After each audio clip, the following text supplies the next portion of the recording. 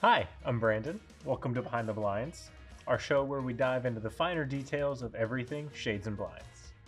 Today, we're going to be talking about solar shades. Solar shades can be used both on the interior of the home and the exterior of the home, but they serve a pretty similar purpose no matter what situation they're in. Solar shades will come in a wide variety of different openness factors or transparencies. You'll see both terms used fairly interchangeably. The most popular are going to be 1%, 3%, and 5%, but you'll find varying percentages from 1 to around 15. The number that you'll see on our solar shades, whether that be 1%, 5%, or even 10%, is referring to how much of the UV rays that hit the shade are able to pass through it. So a 10% solar shade is going to block 90% of the UV rays and let 10% through. A 1% solar shade will block 99% of the UV rays and let 1% through. Even with a 1% transparency solar shades are not always able to provide privacy.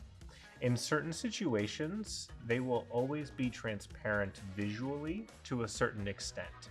Typically, when it's bright inside the home and dark outside the home, it is very easy to see in and vice versa. So during the day when it's bright outside and maybe a little darker inside the house, you're able to see out fairly clearly still.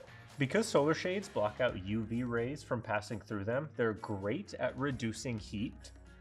We'll touch on it more in a future video, but solar shades are also great for some extra decoration and protection from the elements outside as well. Solar shades also come in a variety of lift systems. For interior solar shades, you'll have cordless, continuous cord loop, and plenty of motorized options that work with our new Select Connect bridge. Exterior solar shades are mostly limited to continuous cord loop just for weatherproofing. If you're ready to start taking a look at some of our solar shades, definitely don't hesitate to reach out to our design consultant team. They'd be more than happy to help answer any questions you may have. That's it for this week's episode of Behind the Blinds. My name's Brandon. See you next week.